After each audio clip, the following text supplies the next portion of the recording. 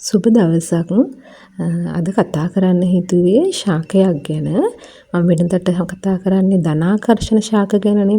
නමුත් අද කතා කරන්න හිතුවේ ඍණ ආකර්ෂණයක් තියෙන ශාකයක් ගැන. බලන්න ඔයාලගේ නිවසේත් මෙන්න මේ ශාකය තියෙනවා නම් මම මේ කියන ගැටලු වලින් කිහිපයක් හෝ එක ගැටලුවක් හරි දකින්න පුළුවන්.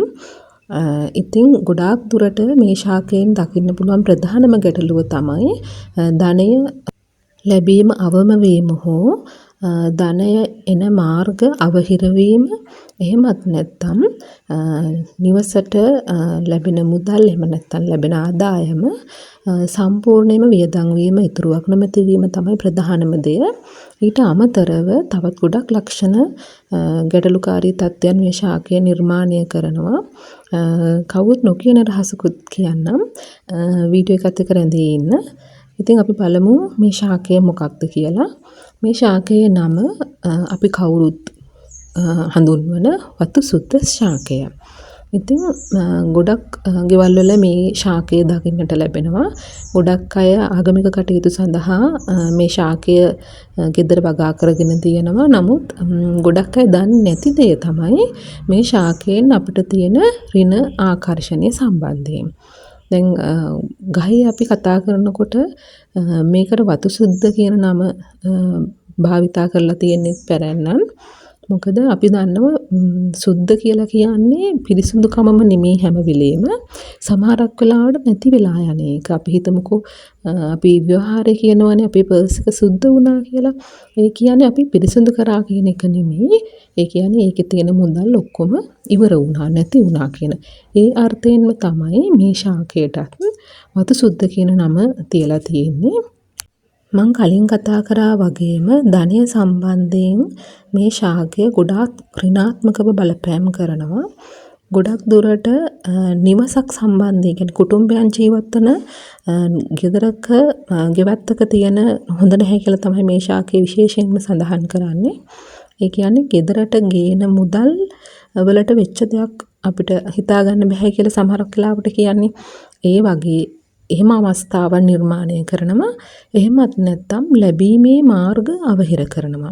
ගොඩාක් දුරට කොච්චර මුදල් හම්බ කරත් ඉතුරුවක් නැති වෙන්නත් මේ ශාකයේ ශක්තිය නිකුත් කිරීම බලපෑමක් ඇති කරනවා.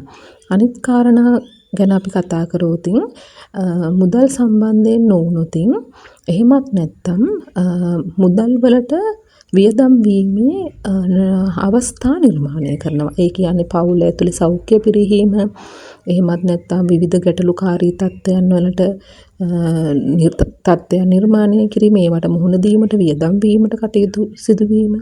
එහෙමත් නැත්නම් ආදායම හොඳට තියෙද්දි උනත් ඔයාලා බැලුවොතින් එහෙම දරුවන්ගේ ඉගෙනීම් කටයුතු වලටත් මෙම ශාකයේ බලපෑමක් කරනවා. සමහරක් වෙලාවට දෙමව්පියොත් ගොඩාක් උනන්දු වෙනවා, දරුවොත් ගොඩාක් උනන්දු වෙනවා. නමුත් ප්‍රතිඵල ගැන කල්පනා කරනකොට උනන්දු වීමේ තරමට ප්‍රතිඵල නොලැබෙන්න මේ ශාකයන් වල ශක්තිය නිකුත් කිරීම බලපෑමක් ඇති කරනවා.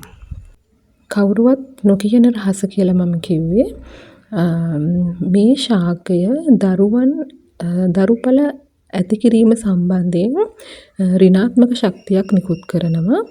ඒ කියන්නේ සෞඛ්‍ය සම්පන්න යුවලකට වෙන කිසිදු ගැටලුවක් නොමැති අවස්ථාවක ප්‍රශ්නයක්වත් නැහැ කියලා කියනවා නම් ඒ දරුවන් නොමැති නම් ගොඩාක් දුරට මේ ශාකයේ බලපෑම ඇති වෙන්න පුළුවන්. ඉතින් මේ ශාකය ඔයාගේ නිවසෙන් ඉවත් කරලා බලන්න. ඔයාගේ ගොඩාක් ගැටලු වලට විසඳුම් හම්බ වෙවි. ඉතින් මේ වගේ ගොඩාක් ගැටලුකාරී තත්ත්වයන් මේ ශාකය නිර්මාණය කරනවා. ඇත්තටම මේ ශාකය නිවසක් ආශ්‍රිතව නොමැතිව පන්සලක එහෙමත් නැත්නම් සුසාන භූමියක පොදු කටයුතු සිදු කරන ස්ථානයක මේ ශාකය වැවීම උචිතයි. දැන් අපි හිතමුකෝ ව්‍යාපාරික ස්ථානයක වුණත් මේ ශාකය සුදුසු නැහැ. ලාභ අරමුණකින් කටයුතු කරන මුදල් සම්බන්ධයෙන් කටයුතු කරන කිසිම ස්ථානයක ව්‍යාපාරික ස්ථානයක් ආශ්‍රිතව එහෙම නැත්නම් අපි හිතමුකෝ බැංකුවක රාජ්‍ය ආයතනයක වුණත් මෙම ශාකය වැවීම සුදුසු වන්නේ නැහැ. සුබ ඵල ලැබෙන ශාකයක් නෙමෙයි. ඉතින් මේ වගේ ශාක සම්පූර්ණයෙන්ම ලෝකෙන් ඉවත් කරන්න කියන එක නෙමෙයි මේ වගේ වීඩියෝ එකකින් ලබා දෙන්න හදන පණිවිඩය. නිවස් ආශ්‍රිතව සුදුසු ශාක වගේම නුසුදුසු ශාකත් තියෙනවා. ඉතින් අපි ඒවා ගැන දැනගෙන හිටියාම අපිට වෙන්න පුළුවන් නරක දේවල් වලින් ඈත් වෙලා අපිට සතුටින් පෞල් ජීවිත ගත කරන්න ආර්ථිකමය වශයෙන් ඉහළට යන්න අපිට උදව් ලබා ගන්න මේ ශාක වලින් පුළුවන්කම එදා පටන්ම තිබුණා. ඉතින් ඒ පිළිබඳව දැනුවත් කිරීම සඳහා පමණයි මේ වීඩියෝ එක. ඔයාලා යම්කිසි දැනුමක් ලැබුවා නම් එහෙම නැත්නම් මේ සම්බන්ධයෙන් ඔයාලට අත්දැකීමක් හෝ සාක්ෂියක් තියෙනවා නම් ඒ පිළිබඳව කමෙන්ට් එකක් තියාගෙන යන්න. ගොඩාක් ස්තුතියි. තෙරුවන් සරණයි.